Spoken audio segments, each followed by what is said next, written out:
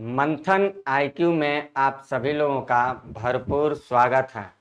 हम लोग Uttar Pradesh PCS prelims exam को ध्यान में रख के जो कोर्स चला रहे हैं उसी से संबंधित आज हम लोग जिस मुद्दे पे बातचीत करने वाले हैं वो जीएस सेगमेंट में ही पॉलिटी विषय से ताल्लुकात रखता है।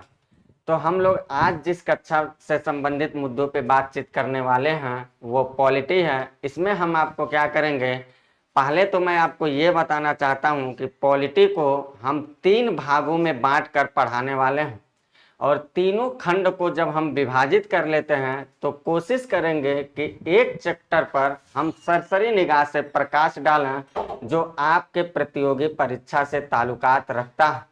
तो जिस संविधान विषय के बारे में हम लोग पढ़ने चल रहे हैं, इंडियन कॉन्स्टिट्यूशन के बारे में, इसके बारे में कुछ ज़्यादा न कह के बस मैं यही कहूँगा कि हम लोग एक ऐसे विषय के बारे में पढ़ने चल रहे हैं जो इस राष्ट्र को संचालित करती है, जो इस राष्ट्र का सबसे पवित्र ग्रंथ के रूप में मानी जाती है। बाकी इसके बाद हम लोग जितनी सारी चीज़ें अभी पढ़ते चलेंगे क्रम वाइज तो चीज़ें समझ में आती रहेंगी। हालांकि देखा जाए तो राज्य की व्यवस्था को संचालित करने का जो सबसे बड़ा निकाय किसी राष्ट्र में होता है वो संविधान ही होता है।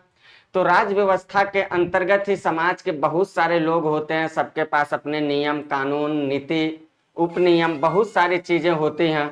उन चीजों को वो रेगुलेट करते हैं, संचालित करते हैं और उनको संचालित करने और उसको नियंत्रित करने का जो यंत्र होता है उसको राज्य व्यवस्था कहते हैं। राज्य व्यवस्था का सबसे बड़ा ग्रंथ अगर देखेंगे या सबसे बड़ा निकाय देखेंगे तो वो संविधान ही होता है। चाहे किसी भी राष्ट्र का संविधान क्यों ना हो, वो सरकार को निर्वाचित करेगा, उनके अंगों को विभाजित करेगा, उनके कर्तव्यों और उनके दायित्वों को निर्धारित करेगा, जनता को शासित होने का मौका देता है। यानी कि हर वो काम करता है जिससे एक राष्ट्र को संचालित किया जाता है।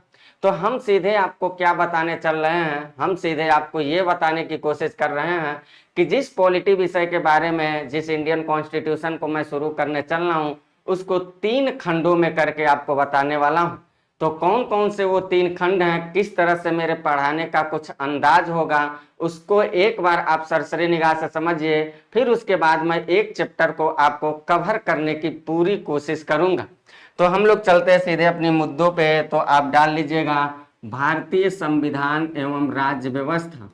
भारतीय संविधान संविधान एवं राज्य व्यवस्था एवं राज्य व्यवस्था। इसको अगर हम लोगों को देखा जाए तो इसे हम अभी बोला कि 3 खंडों में बांट के मैं इसको पढ़ाने वाला हूं आपको, 3 खंडों में। तो इसके अगर हम खंड करें, इसके अगर हम भाग करें, यहाँ संविधान की भाग की हम बात नहीं कर रहे हैं, अगर इसको हम तोड़ने की कोशिश करें तो 3 भाग हम जो तोड़ रहे हैं वो क्या क्या 3 भाग होंगे, पहले उसको आप समझने की कोशिश करिए। पहला जो भाग होता है, इस पहले भाग में यहाँ मैं लिख देता हूँ भाग 1। यहाँ मैं आपको क्या क्या बताने की कोशिश करूंगा। जो भाग 2 होगा यहाँ पे मैं आपको स्पेशल सरकार से संबंधित सारी मुद्दों को बताऊंगा। अभी मैं डायग्राम बना के आपको बता देता हूँ कि मैं किस तरह से बताऊंगा। और भाग 3 जो होगा यहाँ पे हम लोग स्पेशल जो पढ़ेंगे वो पढ़ेंगे, बहुत सारे संगठन कह लीजिए या बहुत सारी संस्थाएं होंगी, संस्थाएं पॉलिटी से रिलेटेड काम करती हैं, या कह सकते हैं कि संविधान के बहुत सारे उपबंध होंगे, बहुत सारे उपबंध होंगे। वो सारी बातों को मैं भाग 3 में कवर करूंगा। अगर हम भाग 1 की चर्चा आपसे करूं कि भाग 1 में हम क्या क्या आपको बताने वाले हैं, तो सबसे पहली बात हम ये कहेंगे कि यहाँ पे पॉलिटी में जब मॉडर्न इंडिया की मॉडर्न हिस्ट्री की क्लास जब चलेगी तो वहाँ हम लोग रेगुलेटिंग और चार्टर एक्ट वगैरह पढ़ेंगे, पिट्स इंडिया एक्ट वगैरह जो कुछ भी है, भारत सरकार अधिनियम वगैरह, गवर्नमेंट ऑफ इंडिया 1935 वगैरह सब हम लोग वहाँ पढ़ेंगे। यहाँ हम स्पेशल आपको शुरू जो करेंगे वो संविधान के निर्माण से ही शुरू करेंगे। देखा जाएगा संविधान कैसे बन रहा है और क्या है हमारे संविधान के अनेकों प्रावधान, है ना। तो पहली बात जो हम लोग पढ़ेंगे यहाँ पे वो पढ़ेंगे भारतीय संविधान का निर्माण। चैप्टर जो मैं पढ़ाऊंगा वो मैं बता रहा हूँ किस तरह से मैं पढ़ाने वाला हूँ। भारतीय संविधान के निर्माण को देखा जाए, भारतीय संविधान के निर्माण को पढ़ा जाएगा। फिर देखा जाएगा हमारे देश का संविधान बनेगा तो बहुत सारे विदेशों से लगभग 60 देशों के संविधान को अध्ययन किया जाएगा, 10 देशों के संविधान के सम्मिश्रण से हमारे देश के संविधान को तैयार किया जाएगा। तो विदेशी स्रोत एक चैप्टर मैं आपको बताऊंगा, जिसमें ये बताने की कोशिश करूंगा किस देश से क्या क्या लिया गया है। इसके बाद मैं इसमें संविधान की कुछ अनुसूचियों के बारे में आपसे चर्चा करूंगा। फिर इसके बाद देखा जाए तो संविधान की जो प्रस्तावना है, ये आगे पीछे लिखा जा सकता है, ये आगे पीछे, लेकिन जब मैं क्लास लेके आऊंगा तो एक क्रम से लेके आऊंगा। हो सकता है इसमें कोई आगे कोई पीछे लिख दूं, तो कोई बात नहीं, केवल आपको चैप्टर पे ध्यान देना है कि कौन कौन से वो पहलू हैं और किस किस अंदाज में हमें इसको कवर करना है, ताकि आपकी पूरी तरह से पूछे जाने वाले जो सवाल आए उसको आसानी से आप कर पाए। तो भारतीय संविधान के निर्माण को पढ़ा जाएगा, विदेशी स्रोत पढ़ा जाएगा, अनुसूचियां पढ़ा जाएगा, प्रस्तावना पढ़ा जाएगा। यहीं पे देखा जाए तो विश्व में कितने तरह के संविधान हैं, तो यहीं पे हम लोग दुनिया में जो संविधान है उस संविधान के प्रकार को पढ़ा जाएगा। तो संविधान के जो प्रकार हम लोगों के सामने दिखाई देगा वो दो रूपों में दिखाई देता है। एक होता है फेडरल सिस्टम, संघात्मक व्यवस्था, फेडरल सिस्टम होता है, इसको मैं बताऊंगा। और दूसरा जो होता है यूनिटरी सिस्टम, यानी कि एकात्मक व्यवस्था, उसको मैं बताने की कोशिश करूंगा। एकात्मक व्यवस्था, इसको मैं आपको बताने की कोशिश करूंगा। फिर मैं आपको बताऊंगा दुनिया के संविधानों की जो शासन प्रणाली चलती है, जो शासन प्रणाली, इसके बारे में मैं आपको बताने की कोशिश करूंगा। और ये भी दो स्तर से शासन प्रणाली चलती है दुनिया में। एक जो होती है उसको हम लोग कहते हैं संसदात्मक शासन प्रणाली, संसदात्मक शासन प्रणाली, और दूसरा जो होता है उसको हम लोग कहते हैं अध्यक्षात्मक शासन प्रणाली। अध्यक्षात्मक यानी कि प्रेसिडेंटियल होगा, यहाँ पार्लियामेंट्री है, पार्लियामेंट्री सिस्टम और प्रेसिडेंटियल सिस्टम, अध्यक्षात्मक शासन प्रणाली। अभी मैं केवल आपको कोई चैप्टर नहीं पढ़ा रहा हूँ, बस बता रहा हूँ कि मैं कैसे आपको बताऊंगा, पढ़ाऊंगा, किस किस तरह से मैं आपको पढ़ाने वाला हूँ, उस पर मैं केवल आपको प्रकाश डालने की कोशिश कर रहा हूँ। फिर इस चैप्टर के बाद मैं आपको जो चैप्टर पढ़ाऊंगा वो चैप्टर मैं आपको क्या बताऊंगा। अभी मैं भाग एक ही बता रहा हूँ, अभी मैं भाग एक ही, सारी बातें जो लिख रहा हूँ भाग एक का ही लिख रहा हूँ, भाग दो अभी छेड़ा नहीं हूँ। इसके बाद हम पढ़ाएंगे आपको सेपरेशन ऑफ पावर, यानी कि शक्ति पृथक्करण का सिद्धांत, शक्ति पृथक्करण का सिद्धांत बताऊंगा, शक्ति पृथक्करण का सिद्धांत बताऊंगा, यानी कि सेपरेशन ऑफ पावर के बारे में मैं आपसे बातचीत करूंगा। शक्ति पृथक्करण का सिद्धांत क्या है और भारत में क्या सेपरेशन ऑफ पावर पाया जाता है या फ्यूजन ऑफ पावर पाया जाता है, इन बातों पे मैं आपसे चर्चा करने वाला हूँ। इसके अलावा देखा जाए तो जो मैं आपको बात बताऊंगा अगले टॉपिक के रूप में वो होगा संविधान के भाग पे चर्चा करेंगे, 22 भाग पे। फिर इसके बाद जो हम चैप्टर बताएंगे आपको वो ये बताएंगे राज्यों का पुनर्गठन के बारे में मैं आपसे बातचीत करूंगा। फिर इसके बाद हम लोग बातचीत इसी भाग एक में जो करेंगे वो हम लोग करेंगे भारतीय संघ एवं राज्य। हो सकता है कोई चैप्टर अगर छूट भी जा रहा है तो आप घबराइएगा नहीं, कोशिश कर रहा हूं कि हर बात को लिख के आपको बता दूं, ताकि मेरी क्लास चलेगी तो इसका स्क्रीनशॉट या लिख के रखे रहेगा। आप बोलिएगा कि मास्टर ने जितना बोला उतना पूरा नहीं किया, या जिस चैप्टर को मैं पढ़ाऊंगा उस चैप्टर की पीवाईक्यू को ध्यान में रखिएगा और बताइएगा जरूर कि मास्टर जो पढ़ा रहा है वो बेबुनियादी बातें हैं या उसके परीक्षा से ताल्लुकात रखने वाली हैं। इसका डिसीजन आप खुद लेने वाले हैं। अभी मैं एक चैप्टर बता देता हूं आपको, एक चैप्टर पढ़ाने की पूरी कोशिश करता हूं। तो यहाँ पे शक्ति पृथक्करण का सिद्धांत है, फिर संविधान के भाग पढ़ेंगे, राज्यों का पुनर्गठन, फिर हम लोग देखेंगे भारतीय संघ एवं राज्य, भारतीय संघ एवं राज्य, यही भाग एक हम लोग पढ़ेंगे अनुच्छेद 1 से 4 की बात। फिर उसके बाद हम लोग पढ़ेंगे नागरिकता, यानी कि भाग 2 हम लोग पढ़ेंगे अनुच्छेद 5 से 11 तक की बात यहाँ पढ़ेंगे। इसके बाद देखा जाए, इसके बाद अगर देखा जाए तो हम लोगों को और अगला चैप्टर जो देखा जाए, अभी मैंने क्या लिखा, नागरिकता तक की बात मैंने लिखा है। फिर इसके बाद जो हम चैप्टर आपको बताएंगे वो बताने वाले हैं FR, यानी कि फंडामेंटल राइट, जिसको हम लोग मौलिक अधिकार कहते हैं, मौलिक अधिकार कहते हैं, जिसकी वर्णन हम बताएंगे आपको भाग 3 और अनुच्छेद 12 से 35 के बीच में होगा। फिर जैसे FR आपको पढ़ा लेंगे तो यहीं पे मैं आपको ये बताऊंगा, बेसिक स्ट्रक्चर बताऊंगा, यानी कि बुनियादी ढांचा, यहाँ से भी सवाल आते हैं। कई सारे केस हम लोग देखेंगे, फाइनली हम लोग केशवानंद भारती केस पे चल के इसको अंतिम रूप से डिसीजन लेने की कोशिश करेंगे। फिर बुनियादी ढांचा बताने के बाद मैं जो आपको बताऊंगा वो बताऊंगा DPSP, directive principle of state policy, यानी कि जिसको हम लोग कहते हैं राज्य के नीति निर्देशक सिद्धांत। जिसकी उल्लेख संविधान के भाग 4 और अनुच्छेद 36 से 51 के बीच में है, इसके बारे में हम आपसे बातचीत करेंगे। जैसे डीपीएसपी पढ़ा लेंगे तो मैं आपको 2 मिनट बस बताने की कोशिश करूंगा एफआर बनाम डीपीएसपी के बारे में, डीपीएसपी के, क्योंकि यहाँ से भी कई बार अब कॉन्सेप्चुअल सवाल एग्जामिनर हम लोगों से पूछना शुरू कर दिया है, पीटी एग्जाम में भी। हालांकि है ये स्पेशल मेंस का सिलेबस, लेकिन पीटी में भी यहाँ से खींच के सवालों को पूछ दे रहा है। केस को कह रहा है कि सुव्यवस्थित करके बताने की कोशिश करिए। तो एफआर बनाम यानी फंडामेंटल राइट और directive principle of state policy के बारे में हम लोग देखेंगे। फिर इसको जैसे हम खत्म कर लेंगे भाग 4 को यहाँ, फिर हम बताएंगे आपको फंडामेंटल ड्यूटीज, यानी कि फंडामेंटल ड्यूटीज में हम लोग मूल कर्तव्यों के बारे में देखेंगे। ये मूल कर्तव्यों को भाग 4 का अनुच्छेद 51 का, इससे जुड़ी सारी बातों को हम लोग वहां देखेंगे।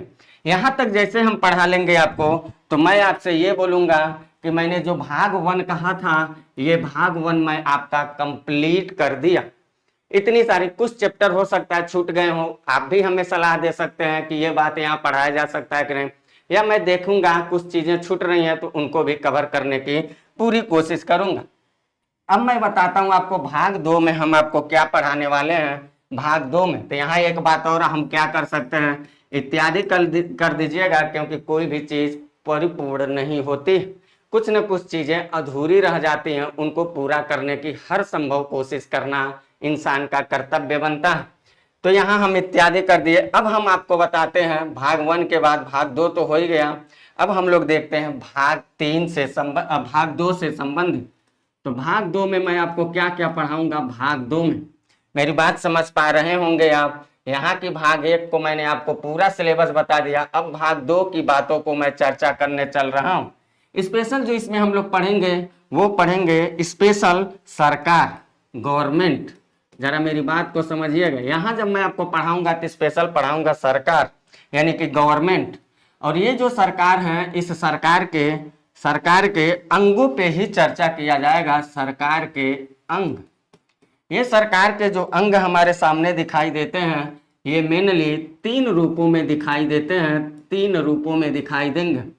एक जो होता है उसको हम लोग कहते हैं, एक जो होता है इसको हम लोग कहते हैं विधायिका बोलते हैं। और दूसरा जो होगा उसको हम लोग बोलते हैं कार्यपालिका। अभी मैं समझा भी दे रहा, हालांकि जब पढ़ाने आऊंगा अभी तो मैं रूबरूप करा रहा हूं आपको, मैं क्या पढ़ाऊंगा तो वहां बताऊंगा। और तीसरा जो है न्यायपालिका। ना हो तो इस सिलेबस को आप अपने अंदाज में मेंशन कर लीजिए, बहुत असुविधा होगा आपको अपने पढ़ाई के लिए। ये विधायिका में जितनी सारी चीजें हम लोग पढ़ेंगे, ये राज्य के लिए और देश के लिए कानून का एक खाका बनाएंगे, लेकिन वो कानून नहीं होता है, कानून का एक खाका होता। जब कार्यपालिका हम लोग पढ़ेंगे तो कार्यपालिका का प्रमुख हम लोग पढ़ेंगे केंद्र में राष्ट्रपति, राज्य में राज्यपाल। जब इसके द्वारा बनाए गए कानून के खाका पे अपना सहमति देता है या दस्तखत करता, हस्ताक्षर करेगा या मुहर लगा देगा, तो कानून का बनाया गया खाका कानून की तरह लागू हो जाता है। और इसके बारे में हम लोग पढ़ेंगे, ये सब डिटेल में मैं पढ़ाऊंगा, बताऊंगा, यहाँ बस सिलेबस समझा रहा हूँ अभी। और यहाँ इसका जो काम होता है, इसके द्वारा बनाए गए कानून के खाका यानी कानून के खाका और इसके द्वारा लागू की गई कानून में अगर किसी भी तरह की अवरोध उत्पन्न होती है, जो लोकतंत्र की अवधारणा को पूरा नहीं करती है, जो जनता के हित के बाहर या संविधान के लिखे गए जितने सारे नियम उपनियम उसके खिलाफ होती हैं, या राष्ट्र की एकता और अखंडता को किसी भी तरह से क्षतिग्रस्त करती हैं, या किसी धर्म मजहब के लोगों को किसी तरह से क्षतिग्रस्त करती हैं, तो इन दोनों के द्वारा बनाए गए या लागू किए गए कानून को ये ऑन द स्पॉट रोक देता है, रद्द कर देता है, उसको मान्य नहीं रखता है। तो इसका काम यह है। तो तीनों को हम लोग पढ़ेंगे। खैर यहाँ हमारा भी काम क्या है, आपको सिलेबस से रूबरूप कराना। अगर ये विधायिका देखा जाए तो आप समझिए विधायिका 2 जगहों पे पाई जाते हैं। ये केंद्र सरकार के भी पास होती है और राज्य सरकार के भी पास होती है। तो जो केंद्र में भी होती है, ये केंद्र में भी मिलेगी आपको, और हम कह सकते हैं ये राज्य में भी मिलेगी, राज्यों में भी होती है। जो केंद्र में होती है इसको हम लोग कहते हैं एक भाषा में संघीय विधायिका। जो केंद्र में होता है इसको हम लोग कहेंगे संघीय विधायिका बोलते हैं, संघीय विधायिका। जो राज्यों में होता है इसको हम लोग बोलते हैं राज्य विधायिका। ये राज्य के लिए कानून का खाका बनाएगी, ये केंद्र के लिए राज्य विधायिका। ये जो संघीय विधायिका, इस संघीय विधायिका को बड़े प्यार से एक नाम से हम लोग जानते हैं, जो चर्चा में रहता है, सब लोग जानते होंगे, हम लोग बोलते हैं संसद, संसद। और जो राज्य विधायिका होती है, इसको बड़े प्यार से हम लोग एक नाम से बोलते हैं, वो बोलते हैं राज्य विधान मंडल, राज्य विधान मंडल। ये जो संसद होते हैं, अगर इस संसद के हम अंगों पे बात करें कि संसद के बता दे भैया संसद के कितने अंग होते हैं, तो हम कहेंगे संसद के अंग का अगर पूछा तो आप कहिएगा संसद के कोई कहेगा संसद के कितने अभिन्न अंग होते हैं, तो कहिएगा 3 अभिन्न अंग होते हैं। लेकिन आपसे कोई कहेगा संसद के बताओ सदन कितने होते हैं, तो कहिएगा 2 होते हैं। ऐसे राज्य विधानमंडल में भी कोई कहेगा कितने अंग होते हैं, तो 3 होते हैं। सदन कितने होते हैं, 2 होते हैं। तो हम इन संसद के अंगों पे बात करते हैं, इसी में सदन समाहित होगा। 3 अंग के रूप में अगर देखा जाए तो एक मिलेगा राष्ट्रपति, एक राष्ट्रपति, दूसरा जो होता है राज्यसभा, राज्यसभा, और तीसरा जो होता है उसको हम लोग बोलते हैं लोकसभा। तो ये दोनों जो होते हैं, ये दोनों, इनको बोला जाता है संसद के सदन। ये सदन 2 ही होंगे, लेकिन अंग कहेगा तो कहिएगा ये तीनों होंगे। वही बात यहाँ पर भी होता है, वही बात अगर हमसे कोई पूछता है कि बताओ भैया राज्य विधानमंडल के कितने अंग हैं, तो कहेंगे 3 अंग। राज्यपाल है, राज्यपाल, फिर उसके बाद विधान परिषद है, विधान परिषद, फिर उसके बाद विधानसभा है, विधान सभा। ये 2 जो होते हैं, ये 2 ये सदन होते हैं। सदन पूछेगा तो 2 बोलिएगा, अंग में 3। तो हम लोग जो भाग 2 में पढ़ेंगे वो विधायिका में कुछ इतनी बात पढ़ेंगे। फिर हम लोग कार्यपालिका को देख लेते हैं। विधायिका में ये जब संसद पढ़ेंगे तो संसद की बहुत सारी मैं आपको समितियां बताऊंगा।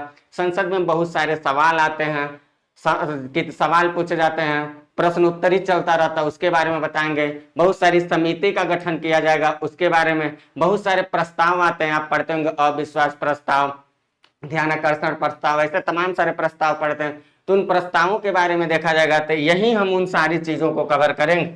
उसके बाद हम लोग आ जाते हैं कार्यपालिका पर। तो कार्यपालिका को देखा जाए, कार्यपालिका को तो जैसे विधायिका कानून बनाने वाला जो आदमी होता है, केंद्र में भी है, राज्य में भी है, ऐसे हम लोग कार्यपालिका में भी पढ़ेंगे। यहाँ भी कानून बनाने वाला जो आदमी होगा वो 2 जगहों पे होगा। एक होगा केंद्र में, एक होगा केंद्र में, और एक होगा राज्य में, एक होगा राज्य में। इस केंद्र में जो है इसको हम लोग बोलते हैं संघीय कार्यपालिका। इसको हम लोग क्या कहते हैं, संघीय संघीय कार्यपालिका बोलते हैं, कार्यपालिका। अभी मैं आपको केवल सिलेबस बता रहा, बार बार आपको अपडेट कर रहा हूं। और इसको कहते हैं हम लोग राज्य कार्यपालिका, राज्य कार्यपालिका। संघीय कार्यपालिका को सिंपल सी भाषा में अगर हम कह सकते हैं केंद्र सरकार कह सकते हैं, केंद्र सरकार। संघीय कार्यपालिका के जितने सारे नौकरशाह होते हैं वो अपने गाड़ी पे लिखे रहते हैं भारत सरकार।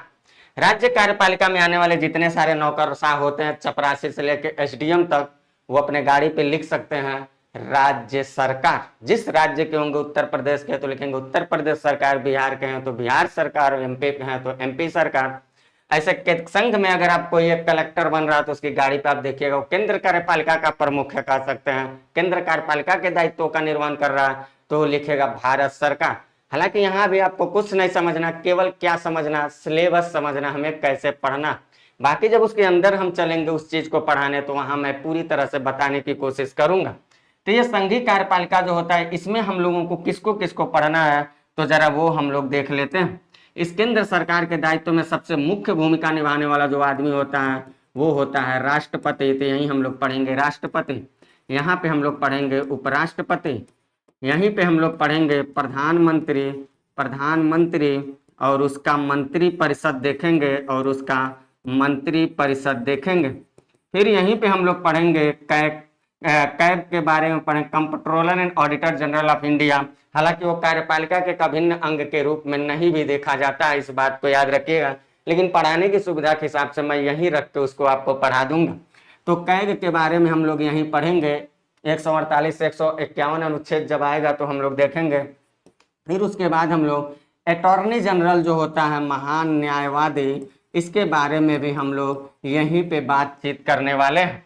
फिर आते हैं हम कहाँ पे, आ जाते हैं राज्यों में। तो जैसे यहाँ राष्ट्रपति पढ़ेंगे, एक खास बात मैं आपको बता रहा हूँ, जैसे मैं ये सेगमेंट पढ़ा दूंगा, जिस इस पे आऊंगा तो देखिएगा इसी से जोड़ जोड़ के चीजों को आपको याद करवा दूंगा। बस जोड़ जोड़ के पढ़ना, हर चीज को रटना नहीं, सब मिलते जुलते रहेंगे। जैसे ये पढ़ेंगे तो यहाँ जोड़ के यहाँ बता दूंगा आपको, ऐसे आपका कवर हो जाएगा। तो यहाँ राज्यपाल देखना है, यहाँ उपराष्ट्रपति है तो यहाँ कोई ऐसा व्यवस्था है नहीं, तो छोड़ दीजिए। प्रधानमंत्री की जगह यहाँ सीएम कर लीजिए।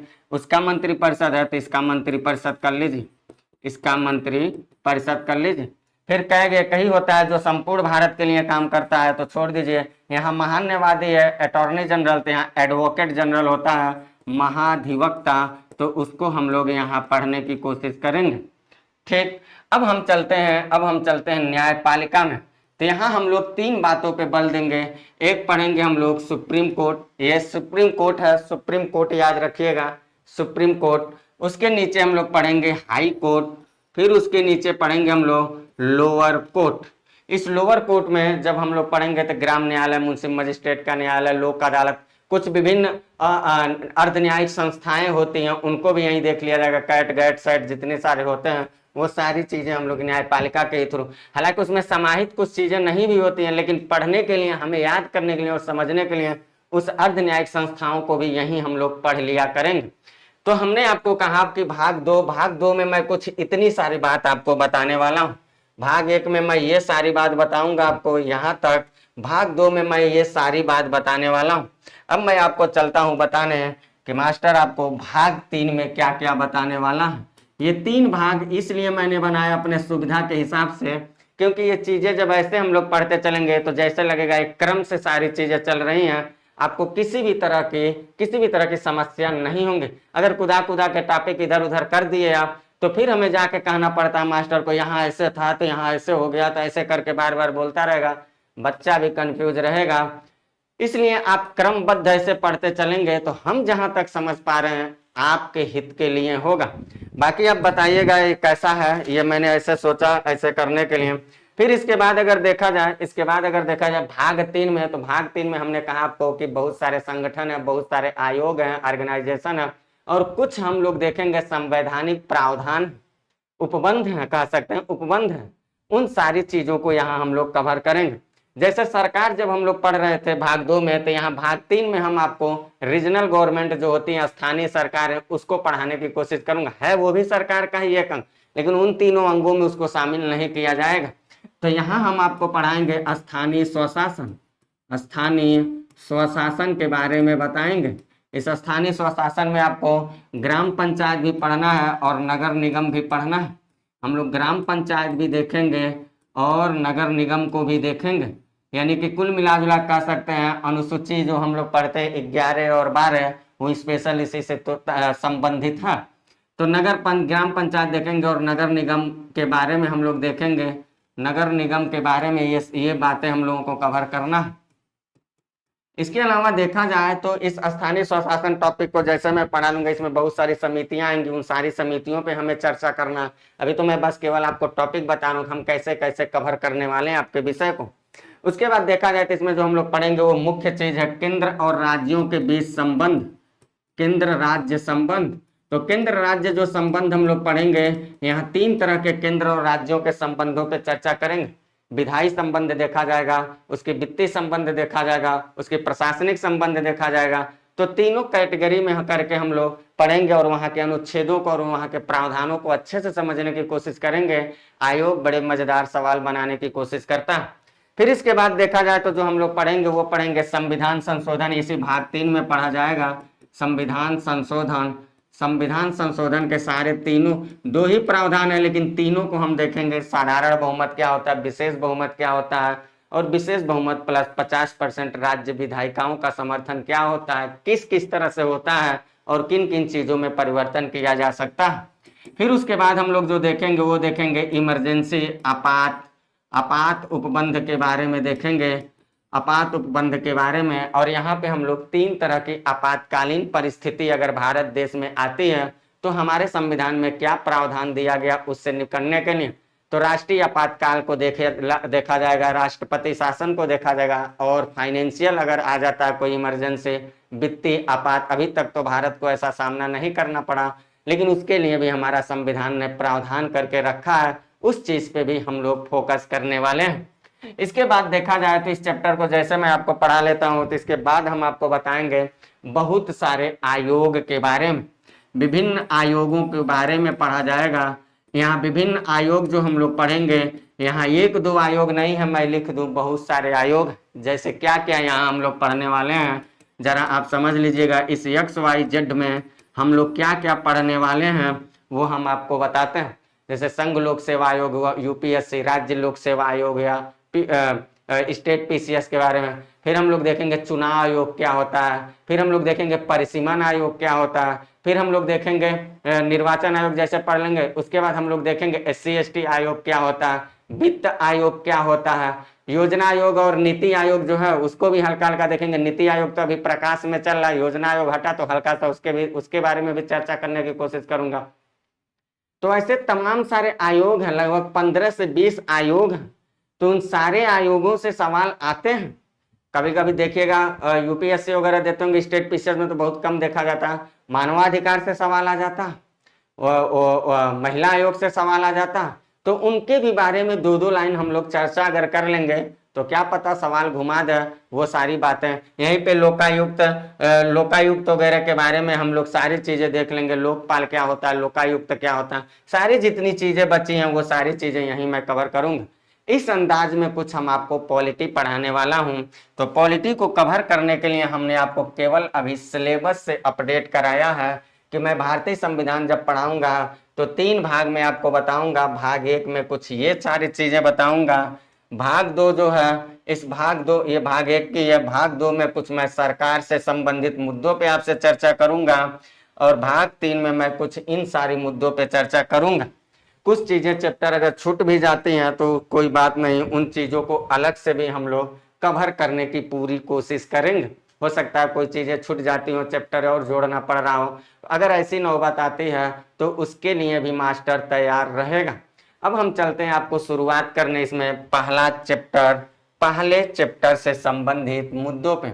हम जो पहली चैप्टर आपको शुरू करेंगे वो पढ़ाने वाला हूं आज के इस क्लास में, और वो क्लास है भारतीय संविधान के निर्माण। इस टॉपिक को हम लोग कवर करेंगे, हालांकि एक बड़ा चैप्टर है, क्योंकि इससे पहले अगर देखा जाए तो रेगुलेटिंग एक्ट वगैरह ही आएंगे, उन चीजों को अभी छेड़ना हम जरूरी नहीं समझ रहे हैं। इन चीजों को पढ़ा जाएगा क्योंकि उसमें बहुत सारी चीजें ऐतिहासिक रूप से अगर बताया जाए तो बड़े आनंददायक होते हैं। पॉलिटिकल रूप में देखा जाए तो भी वो जिम्मेदारी लेते हैं, पॉलिटी का भी मास्टर को पढ़ाने का दायित्व होता है और हिस्ट्री वाले को भी। तो अगर देखा जाएगा तो लास्ट में भी उसको हम लोग पढ़ सकते हैं, कोई जरूरी नहीं है कि पहले उसी पे चर्चा करना जरूरी है। तो हम लोग पहले संविधान को ही बनाते हैं, एक एक करके टॉपिक को हम लोग कवर करेंगे। तो हमारा जो है चैप्टर होगा आज का, वो चैप्टर क्या होगा, भारतीय संविधान का निर्माण। तो भारतीय संविधान के निर्माण चैप्टर को हम लोग पढ़ने वाले हैं। भारतीय संविधान का निर्माण, इसी चैप्टर को हम लोग कवर करने वाले हैं। कोशिश करेंगे कि इस चैप्टर को पूरा किया जाए, मन को एकाग्रचित करके बातों को आप सुनते चलिए। भारतीय संविधान के निर्माण की अगर बात किया जाए तो सबसे पहले सवाल तो ये उठता है कि भारतीय संविधान के निर्माण की नौबत आई कैसे। तो इसकी कहानी की शुरुआत होगी, जो पुर्तगाली यात्री आएंगे, फिर उसके बाद तमाम सारे हम लोग देखेंगे यूरोपीय कंट्रियों का आगमन होता रहेगा, आपस में सब कटते मरते रहेंगे, सत्ता का उथाल पुथाल चलता रहेगा, लेकिन उसमें एक आ जाएगा अंग्रेज, ब्रिटिश करके जो आएंगे, वो अपनी व्यवहार की जो हमारे यहाँ व्यापार की नीति थी उनकी, वो धीरे धीरे व्यापार की नीति से व्यवहार में शासन के रूप में स्थापित हो जाते हैं भारत देश में। और लगभग देखा जाए तो 200-250 साल तक जब उन्होंने भारत की धरती पे अपना शासन करने का जो रवैया अपनाया था, उसमें धीरे धीरे भारत को शोषित करने की नीति भी अपनाने की कोशिश किए थे। और इस दरमियान देखा जाए तो उन्होंने बहुत सारे कानून, बहुत सारे नियम, बहुत सारे एक्ट बना करके भारत देश में लागू करते थे। वो ये कहते थे कि भारत के हित में हम सारी काम कर रहे हैं, भारत को विकसित करने के लिए आए हैं, भारत के लोग जो सांप सपेरों का देश है, इनको मैं मानव बनाने आया हूँ। उनकी तुच्छ मानसिकता कुछ ऐसे थी। और वो ये चैप्टर में कहा आपको बाद में बताऊंगा, बाद में, या वो मॉडर्न हिस्ट्री वाले में, लेकिन यहाँ केवल आपको ये सुनना है, जब ये दौरान चल रहा था, जब ये घटना घटित हो रहा है, इन ब्रिटिश हुकूमत के द्वारा की गई जितनी सारी तानाशाही नीतियां थी, तो एक बार किसी न किसी के मन में तो ऐसा आया होगा कि हमें इन तानाशाही नीतियों से हट जाना चाहिए और हट के हमें स्वतंत्र रूप से, एक संप्रभु रूप से जीवन को जीना चाहिए। क्योंकि अभी हम लोग संप्रभु नहीं थे, हम लोग दूसरे के डायरेक्शन पे अपने जीवन को लेके चलते थे। ड्राइवर कहीं और बैठा हुआ था, गाड़ी कहीं और चल रही थी, पायलट कहीं और था। इस तरह की जिंदगी कुछ भारतवासियों की थी। इसी दरमियान होता क्या है, पहली बार देखा जाए, पहली बार तो 1895 के आसपास एक विधेयक आता है, और वो विधेयक जो था वो स्वराज्य विधेयक था। जो स्वराज्य विधेयक लोकमान, यहाँ से आप सारी चीज आपको लिखने चलना है। अब जो मैं चीजें बता रहा हूँ सब आपको नोट करना है। अब यहाँ जितनी सारी चीजें बताऊं, ये अब आपके सवाल आएंगे। अब जितनी सारी, बस मैं उसको हल्का हल्का कहानी में करके बताते चलूंगा ताकि आप समझ पाए, है ना। बाकी यहाँ से आपको लिखना है, मैं थोड़ा थोड़ा आपके साथ लिखने की कंपनी भी देता रहूंगा, बताता भी रहूंगा, और आप लिखते भी रहिए।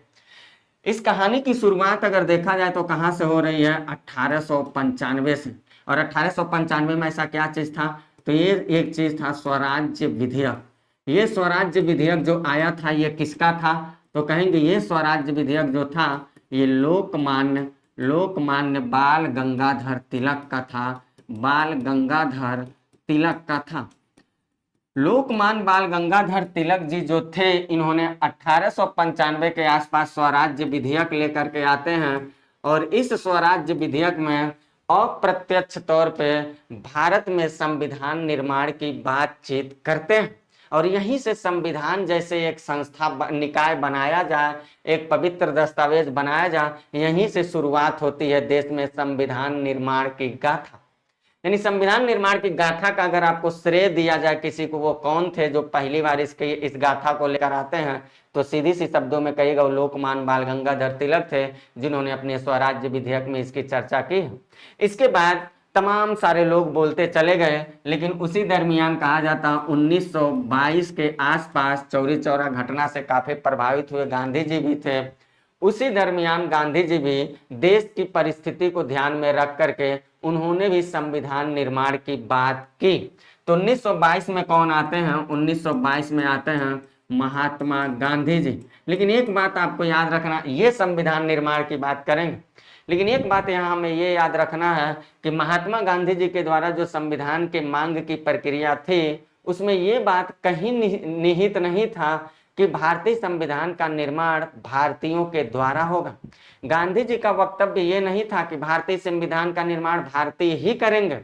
वो केवल ये कह रहे थे कि भारत देश को एक संविधान की जरूरत है, चाहे ब्रिटिश संसद उसे पारित क्यों ना कर दे। यानी कि भारत का संविधान भारतीयों के द्वारा बनाया जाए, इस बात पे अभी बल गांधी जी नहीं दिए। लेकिन 1922 में उन्होंने इस बात को छेड़ने की कोशिश किया। 1922 के बाद देखा जाए तो 1928 में, अब धीरे धीरे जब बात छिड़ेंगे तो ब्रिटिश सरकार अपनी कानून, अपनी रवैया में धीरे धीरे परिवर्तन भी करेगा। आप जब मॉडर्न इंडिया पढ़ेंगे तो वहां भी इन चीजों से आपको रूबरू कराया जाएगा, तमाम सारी घटनाओं सामने आती रहेंगी। ब्रिटिश सरकार अपनी नीति और नियम में कुछ चेंजेस करेगी, लेकिन हर स्थिति में देखा जाए तो ब्रिटिश सरकार भारत को शोषण करने की नीति कहीं नहीं छोड़ती है। बस वो एक तरह से कह सकते हैं चेहरा बदलती है, रूप बदलती है, लेकिन नियत जो उसका है वो प्रारंभिक वाला ही है। चाहे जो भी कानून लेके आएगी, भारत को केवल और केवल शोषित करने के उद्देश्य से ही लेकर के आएगी। और उसी दरमियान ये आवाज भी उठ रहे थे, चल रहे थे। 1922 में महात्मा गांधी जी जैसे कहते हैं, इनके बाद अगर देखा जाए तो 1928 में पुनः एक आते हैं बड़े नेता के रूप में, और वो थे नेहरू रिपोर्ट को पेश करने वाले।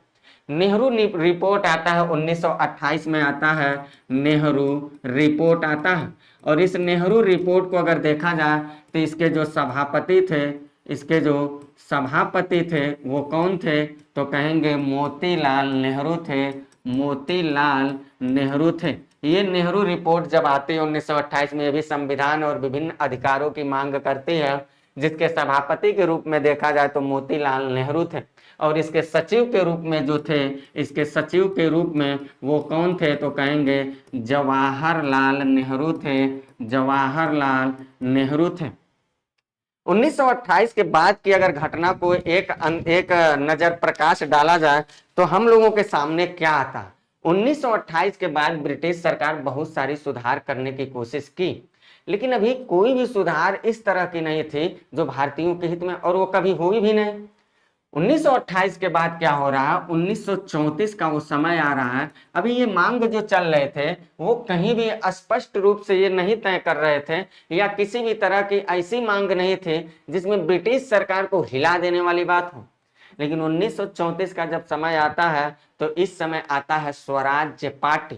1934 में कौन आती है, दो लोग आएंगे इसी समय, स्वराज्य पार्टी। दो चीजों की चर्चा यहाँ होती है, स्वराज्य पार्टी। और ये जो स्वराज्य पार्टी थी ये कई सारे मुद्दों पे बल देने के काम की है। ये कही कि भारत के लिए जो संविधान बना रहे हो आप लोग, वो संविधान जो होगा वो वयस्क मताधिकार के आधार पे होगा। ये क्या क्या कह रही है, पहली बात तो ये कह रही है कि संविधान जो बनेगा वो वयस्क मताधिकार के आधार पर होगा, यानी कि उसको वयस्क मताधिकार, यानी कि वयस्क जो लोग होंगे वो लोग वोट दे करके अपने प्रतिनिधि का चुनाव करेंगे और वो लोग संविधान को बनाएंगे। तो वयस्क मताधिकार के आधार पर बात किया था। दूसरी बात इसने किया था कि जो निर्वाचित भारतीय प्रतिनिधि होंगे वो वही संविधान सभा में बैठेंगे, यानी कि निर्वाचित भारतीय प्रतिनिधियों के द्वारा संविधान सभा का निर्माण होगा, यानी कि वयस्क मताधिकार के आधार पर होगा। और दूसरी बात कह सकते हैं निर्वाचित भारतीय प्रतिनिधियों के द्वारा होगा, भारतीय प्रतिनिधियों के द्वारा होगा। अभी इन सारी बातों को बता रहा, अभी तो मांग चल रहा है ना, बस थोड़ा सुन लीजिए, ये कहानी सुन लीजिए। कहानी नहीं है, सवाल नहीं आते तो मैं कहानी वैसे नहीं बताता हूँ। वयस्क मताधिकार निर्वाचित भारतीय प्रतिनिधियों की संविधान सभा की बात किया है, यानी कि अब ये बात तय हो गया कि भारत का जो संविधान बनाया जाएगा वो भारत की जनता के द्वारा बनाया जाएगा। और ये मांग पहली बार लेकर के जो आया है वो स्वराज्य पार्टी आया है। आपका एग्जामिनर ने सवाल पूछ चुका है, यानी कि ये बात 1934 में स्वराज्य पार्टी में तय हो गया कि भारत का जो संविधान होगा उसको कौन बनाएगा, तो कहेंगे भारतीय जनता बनाएगी। यानी कि भारतीय जनता के द्वारा, हम कह सकते हैं भारतीय जनता के द्वारा संविधान सभा निर्माण की बात चली है, संविधान सभा के निर्माण की बात चल रही है। और इसी समय, इसी 1934 में M.N. राय जी आ जाते हैं, मानवेंद्र राय करके हैं, M.N. राय आते हैं। और M.N. राय जी जो थे ये तो संविधान सभा की बातचीत कर रहा है, संविधान सभा की बातचीत कर रहा है, किस इस तरह से कुछ सुझाव दे रहा है। लेकिन M.N. राय जी जो थे इन्होंने संविधान निर्मात्री सभा के रूप में अगर देखा जाए, या केवल संविधान सभा भी अगर कहे तो आप मानिएगा, संविधान निर्मात्री सभा के रूप में अगर देखा जाए तो पहली बार किसी ने मांग किया है भारत देश में प्रत्यक्ष तरीके से, वो भी भारतीय जनता के द्वारा भारत के संविधान को बनाया जाए, प्रत्यक्ष तरीके से खुले तौर में संविधान निर्मात्री सभा की अगर किसी ने बात किया है तो 1934 में M.N. राय किया। इसलिए कई बार ऐसा सवाल पूछा जा चुका है कि संविधान सभा की पहली मांग, तो कहिएगा M.N. राय जी थे, इन्होंने ऐसी कुछ बात किया। इसके बाद देखा जाए तो जैसे 1934 तक ये चल रहा है, कुछ कहानी ऐसे लोग अपनी अपनी मांग को लेके आ रहे हैं, तो काफी ये चीजें अब वायरल हो चुकी थी, यानी कि ये आवाज काफी आगे बढ़ चुकी थी।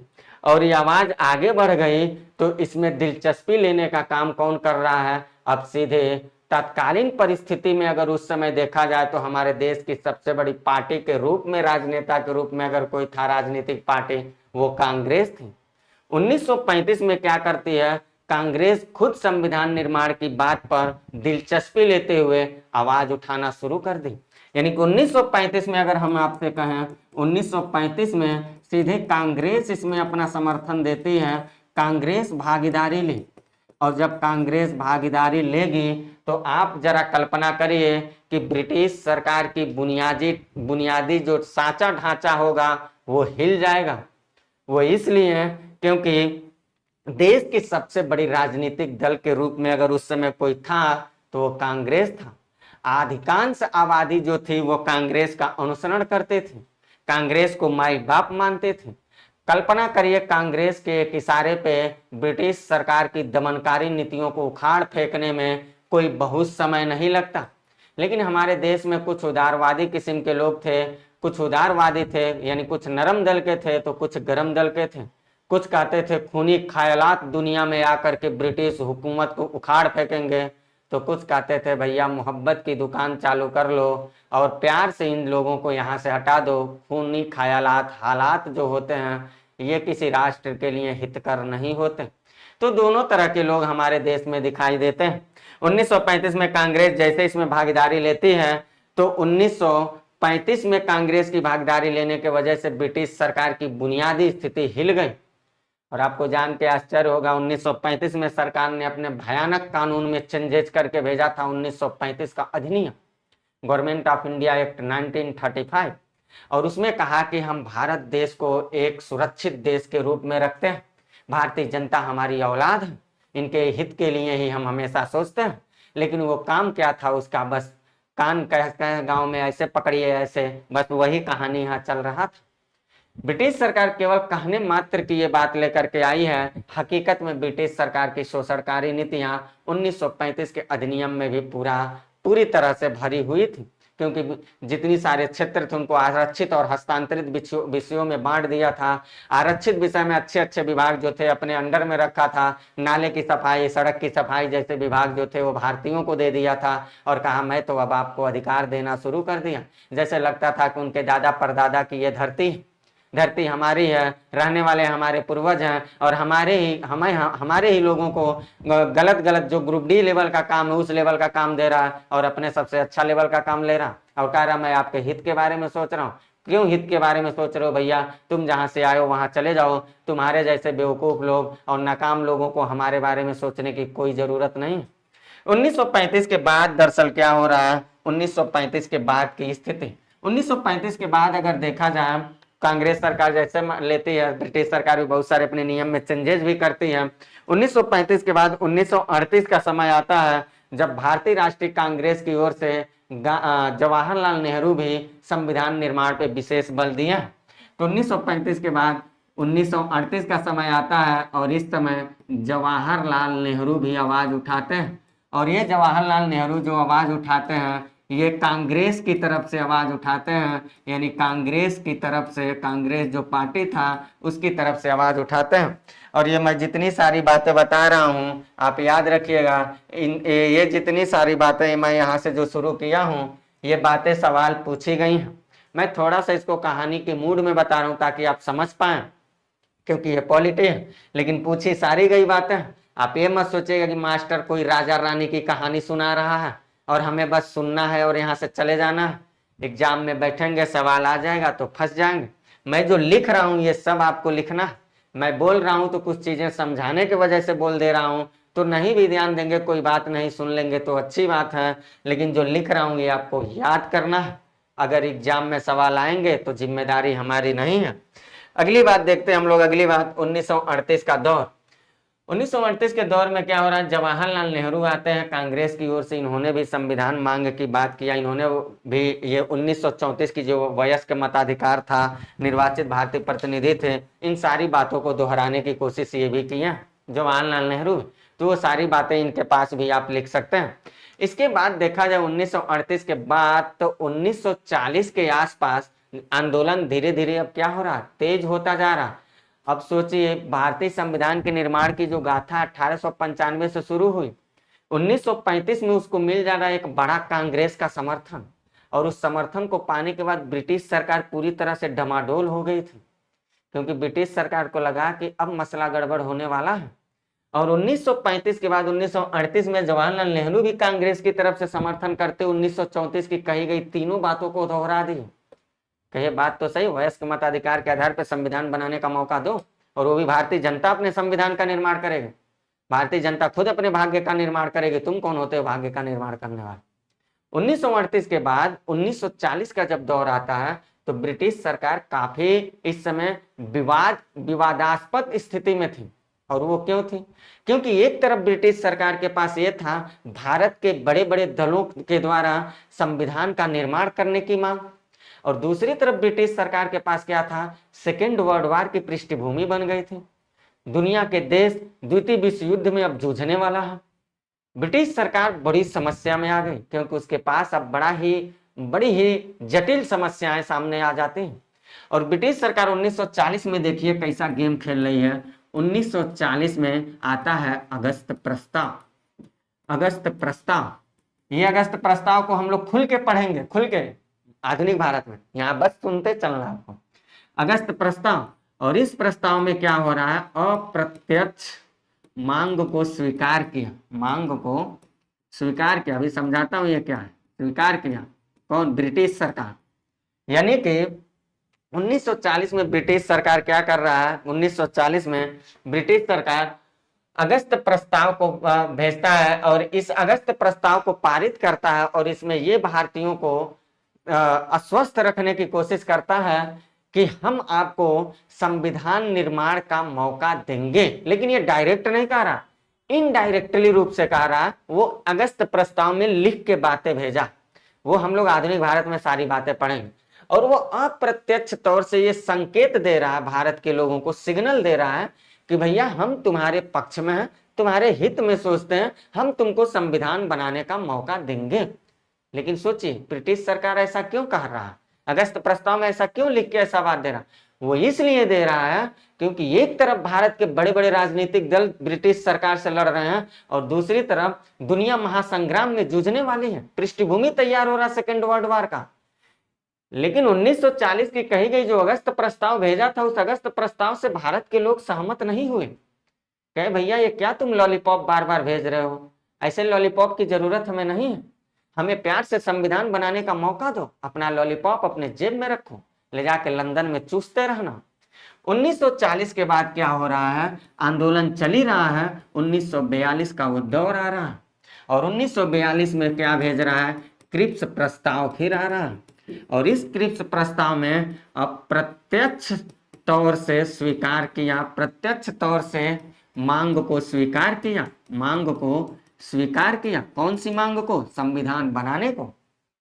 1942 में ब्रिटिश सरकार अब जाकर के क्रिप्स प्रस्ताव जो भेज रहा है उसमें सीधे सीधे कह रहा है कि हम भारतीयों को संविधान बनाने का पूरा मौका देंगे, लेकिन शर्त यह है कि संविधान जो बनेगा, भारतीयों का जो संविधान बनेगा, क्रिप्स प्रस्ताव में जो बात वो कह रहा है, जो संविधान बनेगा वो सेकेंड वर्ल्ड वार के स्थिति जब समाप्त हो जाती है तब बनेगा, और सेकेंड वर्ल्ड वार में भारतीय हमारा समर्थन देंगे तब बनेगा। कुल मिलाजुला को वो क्या कहना चाह रही है, वो ये कहना चाह रही है कि द्वितीय विश्व युद्ध के बाद हम भारत के लोगों को संविधान बनाने का मौका देंगे। वो बात ऐसा क्यों बोल रही है? वो इसलिए बोल रही है कि सेकेंड वर्ल्ड वार में भारत हमारे खिलाफ ना जाए, भारत हमारे पक्ष में रहे, नहीं तो यहाँ घरेलू विवाद तो चल ही रहा, उधर से विवाद चल ही रहा, मसला बड़ा गड़बड़ हो जाएगा। इसलिए 1942 में कुछ ऐसी वो बात बोल रही है, और इसी 1942 में वो क्या कर रहा है, इसी 1942 में ये बातें निकाली गई क्रिप्स प्रस्ताव के द्वारा। ये बात साबित किया गया कि जो भारत का संविधान बनेगा, वो भारत के लोगों के निर्वाचित जो लोग होंगे उनके द्वारा बनाया गया संविधान सभा के गठन के माध्यम से किया जाएगा।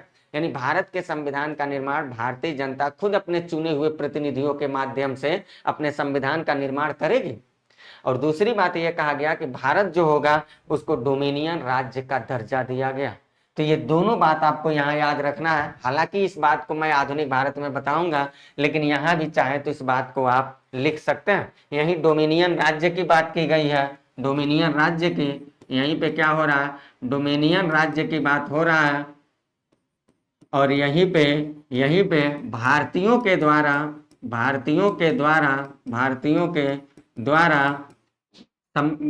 निर्वाचित प्रतिनिधियों के माध्यम से कह सकते हैं, निर्वाचित प्रतिनिधियों के माध्यम से यानी भारतीयों के द्वारा, निर्वाचित प्रतिनिधियों के माध्यम से भारतीयों के द्वारा क्या होगा, संविधान का निर्माण होगा, संविधान का निर्माण होगा। ये बात अब कर दिया, ये बात अब तय हो गया 1942 के क्रिप्स प्रस्ताव में। और ये मत सोचिएगा कि ब्रिटिश सरकार बड़ा दयालुता दिखा रहा, ऐसा कोई बात नहीं है। वो स्वार्थ की हित में काम कर रहा। आप ऐसे कहावत सुने होंगे, स्वार्थ में अच्छाइयां ऐसे खो जाती हैं जैसे समुद्र में नदियां खो जाती हैं। समुद्र में समस्त नदियां अपनी धार ले जाके जैसे विलीन हो जाती हैं, पता ही नहीं चलता कि कौन गंगा है, कौन यमुना, कौन सरस्वती, कौन गंडक, कौन नर्मदा, कौन ताप्ती। ऐसे स्वार्थ में इंसान अपनी अच्छाइयों को ऐसे विलुप्त कर देता।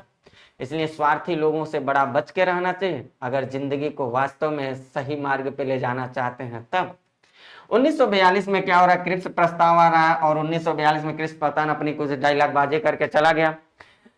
डायलॉग बाजी तो इसने कर दिया। 1945 में क्या हो रहा है, 1945 तक जाते जाते सेकेंड वर्ल्ड वार हम लोग देखेंगे लगभग समाप्त हो गया, परिणाम सब आ गया। और उस परिणाम में जो कुछ भी आया, लेकिन सबसे बड़ा परिणाम ये आया कि ब्रिटेन का जो सरकार था वो गिर जा रहा। ब्रिटेन में पहले कंजर्वेटिव पार्टी की सरकार थी चर्चिल की, उनकी सरकार गिर जा रही है और लेबर पार्टी की सरकार बन रहा है क्लीमेंट एटली का। और क्लीमेंट एटली क्या करेंगे, एक दल भेजेंगे कैबिनेट मिशन। वो कैबिनेट मिशन आएगा, भारत की परिस्थिति को, भारतीय लोगों की समस्याओं को देखेगा, परखेगा, समझेगा, रिपोर्ट तैयार करेगा, उसके बाद क्लीमेंट एटली के पास भेजेगा। तो वो बात मैं अब आपको चल रहा हूं बताने। यानी अगर देखा जाए एक सरसरी निगाह से मैं आपको बता दूं एक बात, ये जो चैप्टर हम लोग पढ़ रहे हैं, ये जो चैप्टर हम आपको पढ़ा रहे हैं भारतीय संविधान के निर्माण, इसमें हम 3 से 4 बात स्पेशल आपको बताने वाले हैं। क्या क्या बताएंगे इस चैप्टर में, मैंने पहले डायग्राम नहीं बनाया, थोड़ा गलती किया, लेकिन यहाँ जान लीजिए इसका मैं अभी जितनी सारी बात बताया हूँ ये एक सामान्य पहलू था, पृष्ठभूमि था। मैं जो संविधान का निर्माण पढ़ा रहा हूँ, संविधान का, क्योंकि आज ही वो भी सिलेबस मुझे बताना था ना, तो अब 2 सिलेबस पढ़ गया, इसलिए दिमाग से उतर गया। तो पहले तो इसमें हम सामान्य पहलू आपको बताएंगे, सामान्य पहलू है ना, जो सामान्य पहलू, अभी तक जितनी सारी बात मैंने बताया ये सामान्य पहलू था। फिर इसके बाद क्या होगा, संविधान सभा का गठन होगा। अब हम वहीं पहुंचे आपको पढ़ाते समय, संविधान सभा का गठन होगा। गठन ये चाहे तो आप शुरुआत में लिख लीजिएगा चैप्टर के नीचे, और जब गठन हो जाएगा तो संविधान बन के तैयार हो जाएगा। जैसे संविधान बन के तैयार हो जाएगा तो आप देखिएगा भारत में कुछ अजीबोगरीब स्थिति आएगी। और वो स्थिति क्या होगी, संविधान को बनाने के लिए पहले तो एक जगह देखा जाएगा, वहां सारे सदस्य मिलेंगे, बैठक करेंगे, बातचीत करेंगे, सब कुछ बनाएंगे। लेकिन उसी दरमियान भारत का विभाजन हो जाएगा, भारत देश बट जाएगा, 2 भागों में बढ़ जाएगा, और विभाजन की वजह से संविधान पर उसका प्रभाव पड़ जाएगा। तो हम लोगों को भारत स्वतंत्रता अधिनियम देखना पड़ेगा 1947। ये जब हम देख लेंगे तब हम इसके बैठक को बताएंगे। फिर उसके बाद मैं आपको बताऊंगा भारत स्वतंत्रता अधिनियम। और जब ये बता लेंगे हम आपको, तब हम आपको बताएंगे इस चैप्टर से जुड़ी बहुत सारी समितियां आएंगी, प्रारूप समिति, लोग ऐसे तमाम सारी समितियां आएंगी, झंडा समिति, प्रारूप समिति, ऐसा तमाम सारी समितियां आएंगी, इनको हम लोग देखेंगे। इसके बाद हम कुछ मुख्य तथ्य बताएंगे आपको, मुख्य तथ्य बताने वाले हैं। तो इस तरह से कुछ हम आपको पढ़ाने वाला हूं, है ना। अभी मैंने जो आपको जितनी सारी बातचीत किया हूं संविधान से रिलेटेड इस चैप्टर से, ये बातें, ये सारी बातें आपको, ये और ये यहां तक की ये सारी बातें सामान्य पहलू था। अब हम यहां पहुंच रहे हैं संविधान का गठन, संविधान सभा का गठन। फिर एक एक करके मैं आपको बताने की कोशिश करता हूं। तो ये जो बातें हैं ये आप प्रारंभ में लिखिएगा, चैप्टर की शुरुआत में। कहां लिखना, चैप्टर की शुरुआत में लिखना है, शुरुआत में। ये बात याद रखिएगा ताकि आप समझ पाए हमें क्या क्या पढ़ना है।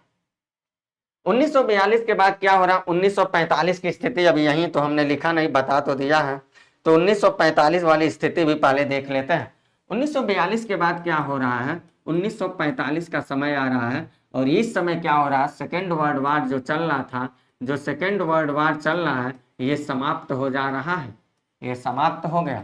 और ये जब समाप्त हो रहा है तो इसका परिणाम 2 निकला। एक ये निकला कि ब्रिटेन जो था, ब्रिटेन में चर्चिल की सरकार जो थी, चर्चिल की सरकार जो थी, की सरकार ये गिर जाती है मतलब ऐसा नहीं लुढ़क के गिर जाती, मतलब सरकार सत्ता से गिर जाती है। और इसके जगह पे सरकार किसकी बनी, ये चर्चिल जो थे ये कंजर्वेटिव पार्टी के थे, कंजर्वेटिव पार्टी के थे, ये बात आप याद रखिएगा। ये किस पार्टी के थे तो कहिएगा कंजर्वेटिव पार्टी के थे, है ना। कंजर्वेटिव, थोड़ा मेरा लिखावट गड़बड़ है तो आप मेरी बात को सुन के लिखिएगा। ब्रिटेन में चर्चिल की सरकार जैसे गिर जाती है इस समय, तो नई सरकार जो बनती है वो किसकी बनती है, वो बनती है क्लीमेंट एटली की, क्लीमेंट एटली की। और ये क्लीमेंट एटली जो थे ये किस पार्टी से थे तो हम कहेंगे ये लेबर पार्टी से थे, लेबर पार्टी से थे। और जब क्लीमेंट एटली की सरकार बनती है तो ये क्या करते हैं क्लीमेंट एटली, ये भारत में एक दल भेजते हैं, भारत में कैबिनेट मिशन को भेजे, कैबिनेट मिशन भेजे, मिशन भेजे। अब मेरी कहानी फिर सुनिएगा, अब मेरी कहानी सुनिएगा। यहां तक की कहानी मैं आपको पूरा बता चुका हूं, जो काम की चीजें वो लिखा हूं वो आपको याद करना है। हम आपको क्या किए, सामान्य पहलू आपको यहां तक पूरी तरीके से बता दिया, कंप्लीट कर दिया। अब हम चलते हैं इस वाली बात पे, संविधान सभा के गठन वाली बात पे चलते हैं, तो उसको मैं आपको समझाता हूं। संविधान सभा की गठन, संविधान सभा का गठन, गठन, ठीक। क्या क्या बातें यहां समझना, जरा मेरी बात को समझिएगा। ये चीजें अलग अलग नहीं है, सब चीजें चैप्टर की एक ही है। मैं आपके हित के लिए चीजों को अलग कर रहा हूं ताकि आप अच्छे से समझ पाए। यहाँ हम लोग देखते हैं, यहाँ हम लोगों को क्या बात देखना। हमने अभी बताया 1942 के बाद 1945 का जब दौर आता है, सेकेंड वर्ल्ड वार की स्थिति जो चल रही थी लगभग समाप्त हो जाती है। 1946 में क्या हो रहा है, भारत में एक दल भेजा जाए, यहाँ 1946 कर लीजिएगा।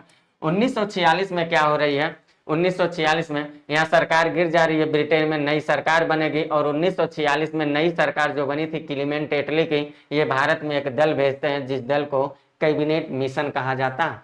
अगर सही मायने में हम आपसे कहना चाहें तो हम एक ही बात आपसे कहेंगे कि संविधान निर्माण में अगर देखा जाए तो कैबिनेट मिशन के द्वारा जो प्रस्तावित जो भी तथ्य थे, प्रस्तावित जो भी तथ्य थे, वही संविधान को बनाने के लिए मूलभूत भूमिका निभाने का काम किया। यानी वास्तव में देखा जाए संविधान सभा का निर्माण जो हुआ है वो कैबिनेट मिशन द्वारा प्रस्तावित प्रस्ताव के माध्यम से ही किया गया। ये बात आपको याद रखना। यानी मुख्य भूमिका जो निभाएगा संविधान निर्माण में वो कौन निभाएगा, तो संविधान निर्माण में मुख्य भूमिका निर्माण देखा जाए, अगर संविधान निर्माण की मुख्य भूमिका जो है, मुख्य भूमिका जो निभा रहा है वो कौन निभाएगा, तो कहेंगे कैबिनेट मिशन निभाएगा। यही कैबिनेट मिशन है जो भारत में संविधान निर्माण की बात को वास्तविक ढंग से साबित करने की कोशिश किया। अगर ये क्लीमेंट एटली जैसा उदार व्यक्ति अगर नहीं रहा होता तो शायद भारत का संविधान अभी कुछ समय लेट बना होता या और पहले बना होता, वो तो ऊपर वाला जाना। लेकिन इतना जरूर कह सकते हैं, भारत के संदर्भ में भारत के हित के बारे में सोचने वाला अगर ब्रिटेन में कोई पीएम आता है वो क्लीमेंट एटली आते हैं, जो हम लोगों के हित के बारे में सोचते हैं। तो संविधान निर्माण की मुख्य भूमिका देखा जाए तो कैबिनेट मिशन के द्वारा ही किया गया। ये कैबिनेट मिशन क्या था, ये एक ऐसा 3 सदस्यीय एक संगठन था। इसमें 3 सदस्य थे और उन तीनों सदस्यों को भेजा गया था, भारत में जाइए, भारत की समस्याओं को देखिए, वहाँ की लोगों की आवाज़ों को सुनिए, वहाँ क्या करना उचित है, ये सारा पैमाइश करके हमें लेखा जोखा भेजिए। ये भेज रहे हैं कौन, क्लीमेंट एटली, ये बात करके भेज रहे हैं। वो 3 सदस्य कौन थे जो इसमें थे, उन तीनों सदस्यों को हम लोगों को क्या करना है, नाम जानना है। कैबिनेट मिशन जो आया था भारत में वो 3 सदस्य निकाय था। 3 सदस्य कौन कौन थे, एक तो थे सर स्टेफोर्ड क्रिप्स, एक जो थे वो थे सर स्टेफोर्ड क्रिप्स थे, क्रिप्स। दूसरा जो थे लॉर्ड पैथिक लॉरेंस थे, लॉर्ड पैथिक लॉरेंस थे, लॉरेंस। और तीसरा जो थे वो थे एबी अलेक्जेंडर थे, अलेक्जेंडर, है ना। ये 3 लोग थे इसमें, एबी अलेक्जेंडर थे। ये 3 सदस्यों की जो कमेटी थी, जो समिति थी, उसी को कैबिनेट मिशन कहा गया और ये भारत में आती। और इसको यहाँ एक चीज और याद रखिएगा, जो सर स्टेफोर्ड क्रिप्स थे ये अध्यक्ष थे और जो लॉर्ड पैथिक लॉरेंस थे ये सचिव थे। ये लिख लीजिएगा, ये क्या थे, समिति के अध्यक्ष थे। ये क्या थे, समिति के सचिव थे। और इनको भी याद रखिएगा, ये सचिव थे। और ये जो थे, ये देखा जाए तो ये नौसेना मंत्री थे। ये कौन थे, नौसेना मंत्री थे, है ना। तो ये बात आप याद रखिएगा। अब मेरी बात को समझिए। जब कैबिनेट मिशन, ये 3 सदस्यीय कैबिनेट मिशन जब भारत में आता है तो भारत की परिस्थिति को बाकायदे से देखता है, जानता है, पहचानता है, परखता है, यहाँ की दुख समस्या, लोगों की क्या गुहार है, हर स्तर से काम करने की कोशिश किया। और हर स्तर से काम करने की कोशिश करने के बाद उसने 2 प्रकार की रिपोर्ट बनाई थी, अपना 2 रिपोर्ट तैयार किया था। और उन 2 रिपोर्ट को अपने शासक यानी भेजे हुए जो क्लीमेंट एटली थे, इनको 2 रिपोर्ट भेजता। क्या थी इसकी 2 रिपोर्ट, जरा उसको देखिएगा। तो अगली तीर बना के हमको क्या लिखना है, वो ये लिखना है कि जो कैबिनेट मिशन है, ये कैबिनेट मिशन क्या कर रहा है, अपनी 2 प्रकार की रिपोर्ट तैयार करता है। कैबिनेट मिशन जो है, अगली बात हम देखेंगे, कैबिनेट मिशन अपनी 2 प्रकार की रिपोर्ट पेश करता है। ये 2 प्रकार की जो रिपोर्ट थी, इसमें पहला रिपोर्ट ये था कि अंतरिम सरकार की गठन किया जाए। अंतरिम सरकार का मतलब ये होता है, अंतरिम सरकार का गठन। अंतरिम सरकार का मतलब ये होता है अस्थायी सरकार। क्या होता है? अस्थायी सरकार। तो पहले तो ये कहा कि अभी तत्काल में भारत देश में अस्थायी सरकार का गठन कर दिया जाए, पहला सुझाव ये दिया। और दूसरा सुझाव ये दे रहा है कि संविधान, जो भारत के लोग हैं, जिस संविधान सभा की मांग की ये बात बार बार कर रहे हैं, संविधान सभा की मांग बार बार कर रहे हैं, वास्तव में इनकी परिस्थिति इससे दयनीय अब नहीं हो सकती है। ये विद्रोह, आतंक की भावना में आ चुके हैं, ये काफी जर्जर हो चुके हैं। इन लोगों को संविधान जैसे संस्था को बनाने का अधिकार दिया जाना चाहिए। 2 तरह की रिपोर्ट अपना दे रहा। पहला दे रहा अंतरिम सरकार का गठन यानी अस्थायी सरकार का गठन किया जाए, और दूसरा जो है वो है संविधान का निर्माण। ये जो अंतरिम सरकार का गठन किया था, अगर इस अंतरिम सरकार के गठन को देखा जाए तो इसके जो अध्यक्ष थे वो माउंटबेटन थे। वो कौन था इसका मेन? माउंटबेटन थे। और इसमें अध्यक्षता जवाहरलाल नेहरू का भी रोल है। अब देखिएगा, जो अंतरिम सरकार होती है, कई जगह ऐसा लिखा रहता है कि अंतरिम सरकार के प्रथम अध्यक्ष पंडित जवाहरलाल नेहरू थे, ऐसा कई जगह लिख दिया गया रहता है लेखन। तो थोड़ा सा उसको ध्यान दीजिएगा। माउंटबेटन थे, और उपाध्यक्षता करने का जो काम किया था, उपाध्यक्ष था, वो कौन किए थे? जवाहरलाल नेहरू किए थे। ये बात आपको याद रखना है।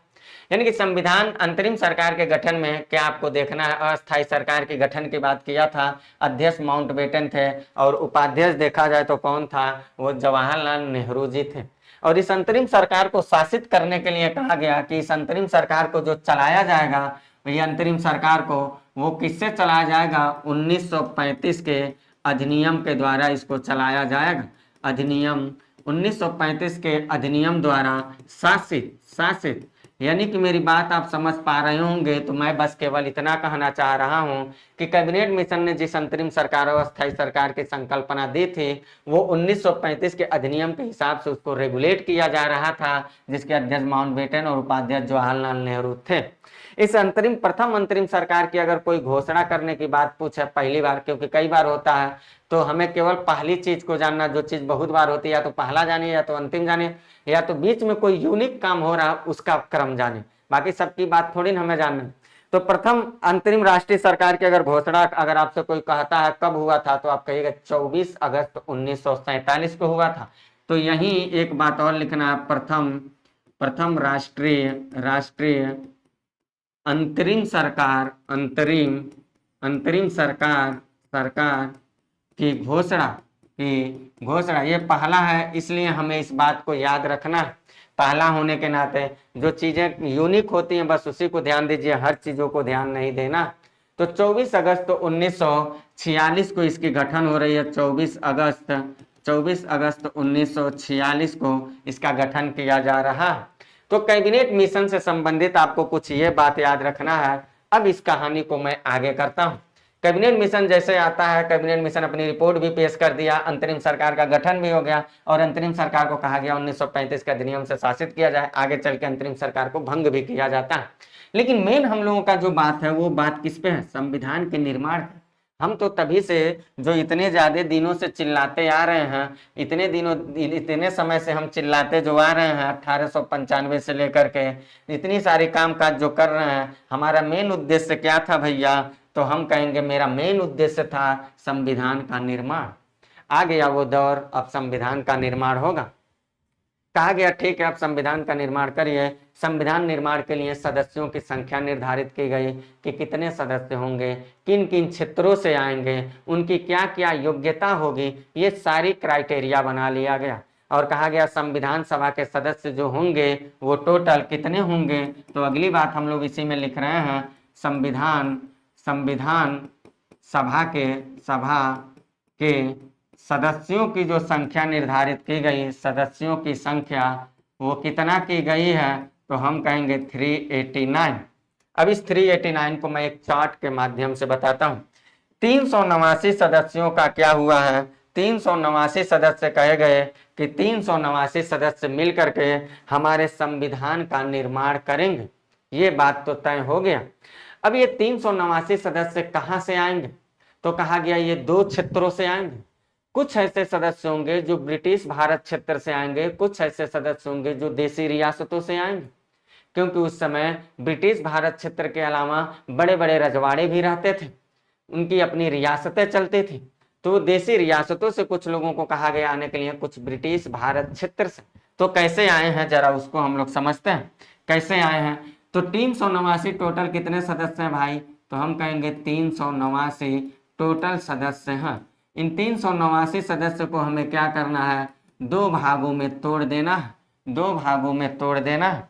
दो भाग में देखा जाता है, एक भाग जो था वो था ब्रिटिश प्रांत से आएंगे, ब्रिटिश प्रांत से कुछ सदस्य आएंगे, ब्रिटिश भारत क्षेत्र से कह सकते हैं, ब्रिटिश भारत से आएंगे, ब्रिटिश भारत क्षेत्र से आएंगे। और दूसरा कहा गया भैया कहाँ से आएंगे? तो कहा गया ये देसी रियासतों से आएंगे, देसी रियासतों से आएंगे। कहा गया कि ब्रिटिश भारत से जो लोग आएंगे वो कैसे होंगे? तो कहा गया ये जो होंगे इनका निर्वाचन होगा, चुनाव होगा, यानी निर्वाचित होंगे। और जो देसी रियासत से आएंगे इनके बारे में कहा गया कि ये निर्वाचित नहीं होंगे बल्कि मनोनीत किए जाएंगे। कहा गया ठीक है। अब ये निर्वाचित होके आएंगे तो ब्रिटिश भारत क्षेत्र उस समय कितने भागों में दिखाई दे रहा था? तो हम कहेंगे दो भागों में दिखाई दे रहा था। एक ब्रिटिश भारत जो था वो प्रांतों के रूप में था और एक जो था वो चीफ कमिश्नरी क्षेत्रों के रूप में था। जैसे आज हम कह सकते हैं हमारे भारत देश में कुछ राज्य हैं, कुछ संघ शासित प्रदेश हैं, ऐसे उस समय भी था, प्रांत भी थे, प्रांत थे। तो प्रांत कितने थे? 11 उस समय थे, उस समय 11 प्रांत थे। और चीफ कमिश्नरियां थी तो कितनी थी? 4 चीफ कमिश्नरी थे, 4 चीफ कमिश्नरी थे। कहा गया कि जो निर्वाचन से आएंगे वो 11 प्रांतों से कुछ लोग आएंगे, कुछ 4 चीफ कमिश्नरियों से आएंगे।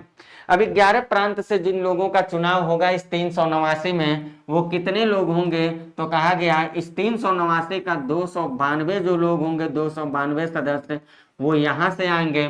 4 सदस्य जो होंगे, 4 सदस्य वो यहाँ से आएंगे चीफ कमिश्नरी से। और ये चीफ कमिश्नरी में 4 कौन कौन क्षेत्र थे ये भी आपको याद रखना है। तो एक था दिल्ली, एक दिल्ली था, एक जो था वो अजमेर था, अजमेर था, एक जो था वो कुर्ग था, कुर्ग कर्नाटक के क्षेत्रों में मिलेगा, है कर्नाटक में। और एक जो था वो बलूचिस्तान था, बलूचिस्तान था, पाक वाले हिस्से में आपको मिलेगा।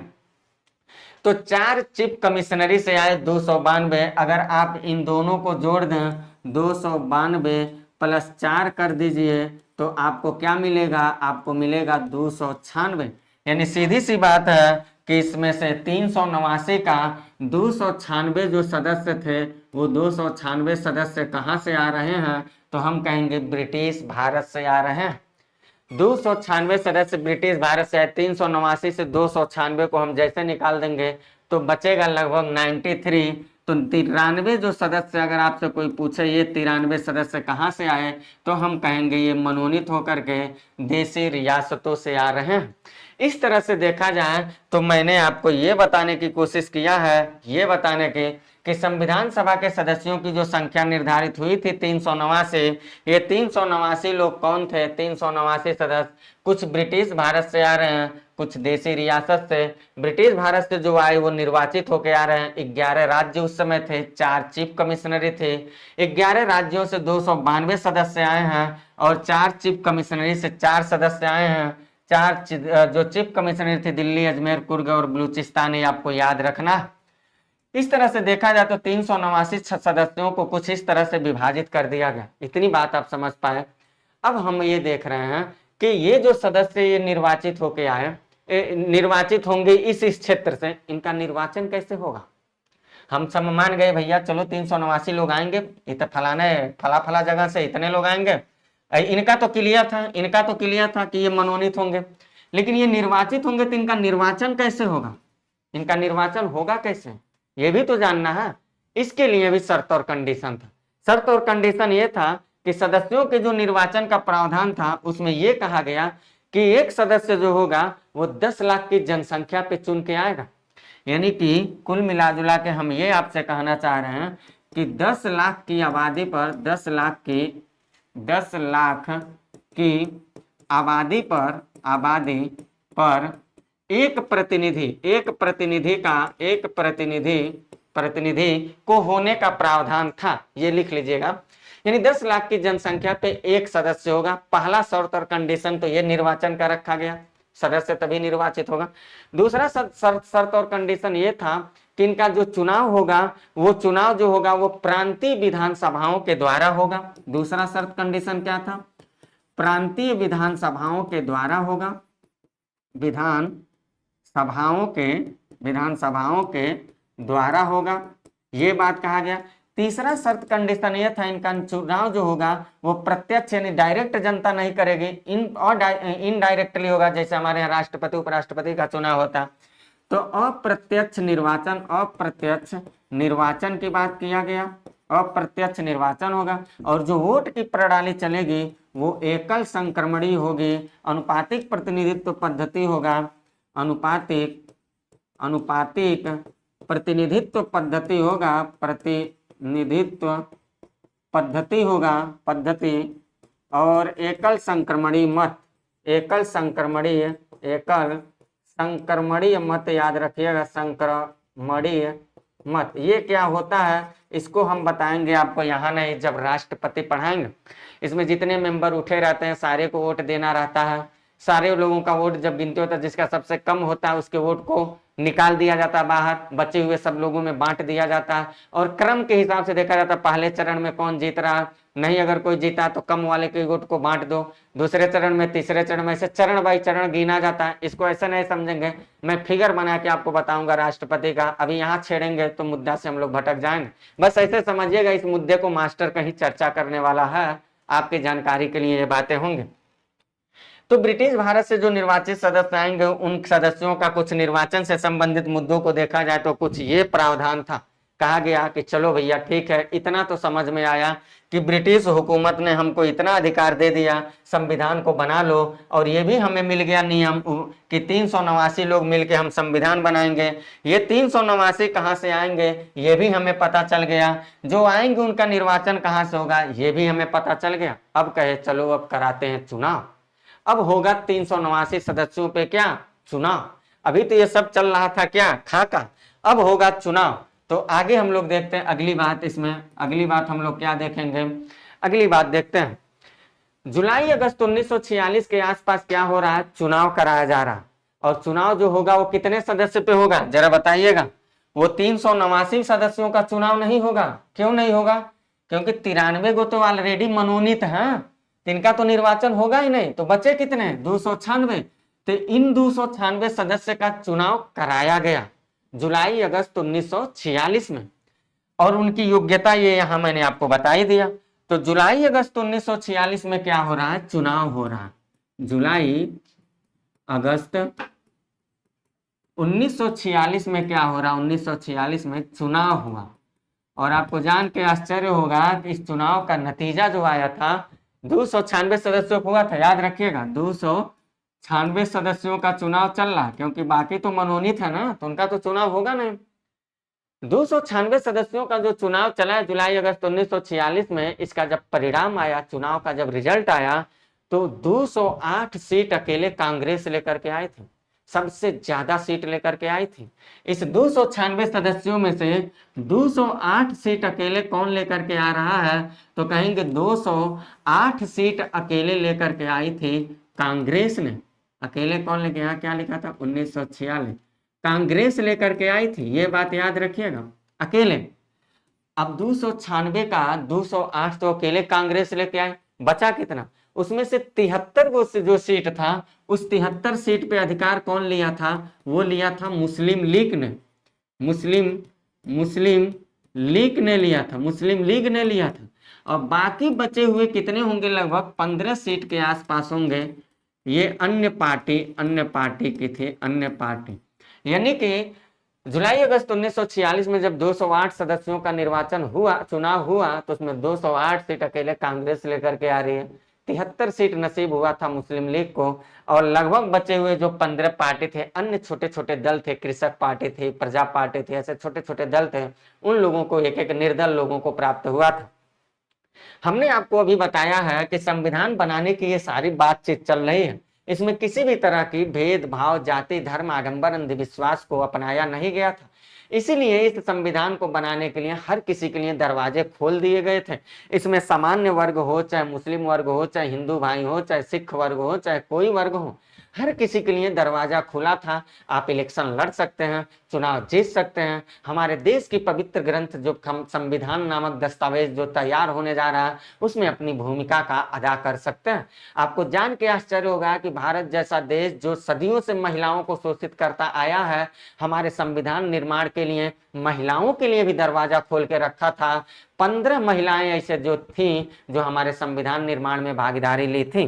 तो संविधान सभा में महिलाओं के लिए भी दरवाजा खुला था। इसमें दरवाजा सबके लिए खोला था, चाहे सामान्य वर्ग हो, चाहे सामान्य वर्ग हो कह सकते हैं, चाहे मुस्लिम वर्ग हो, चाहे मुस्लिम वर्ग हो, चाहे कह लीजिए सिख वर्ग हो, सिख संप्रदाय के लोग हों इत्यादि कर लीजिए, या इसके अलावा कह सकते हैं चाहे महिला ही क्यों ना हो। और महिलाओं में देखा जाए तो टोटल 15 महिलाओं ने मिलकर के हमारे संविधान में अपनी महत्वपूर्ण भूमिका अदा करने की कोशिश की है।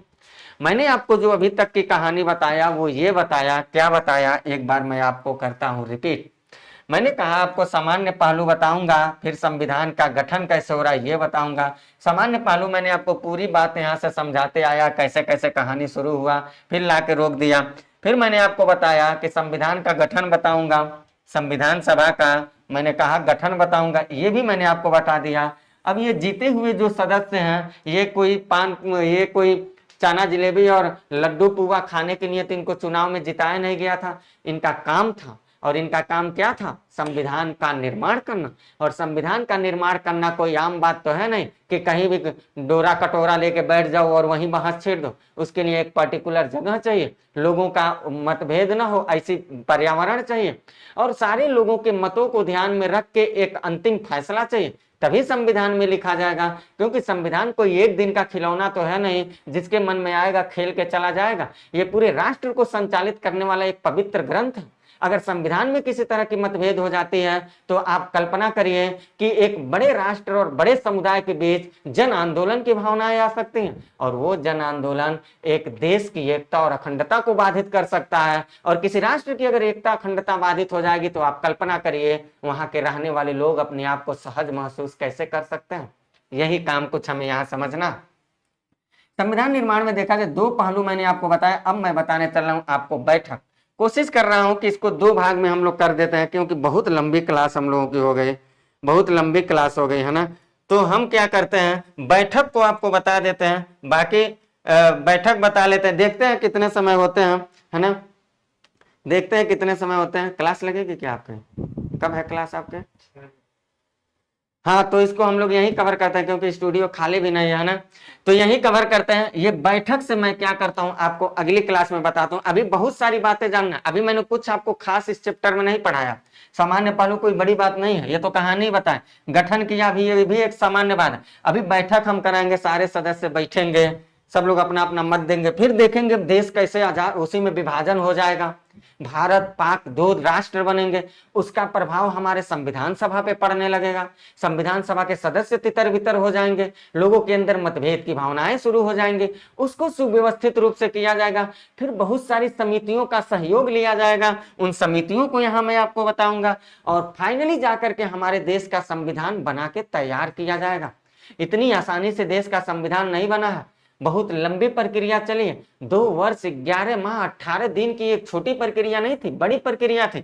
तो आप कल्पना करिए मैं उसको 1 घंटे में कैसे पढ़ा सकता हूं, इसलिए इसको अगली बात को मैं आगे बताता हूं। संविधान नामक चीज ऐसा है, ये विषय मैं चाहता हूं इसको ऐसा पढ़िए। मैं हिस्ट्री पढ़ाया तो मैंने आपको क्या बताया सीधी सी बात कि मैं भैया अगर 25 पूछता है तो 18-19 तक का गारंटी लेना, मतलब गारंटी भी लेने की मैं बात नहीं करता, क्योंकि बहुत सारी चीजें इधर उधर हो जाती हैं, अच्छे अच्छे योग्य टीचर भी नहीं बता पाते।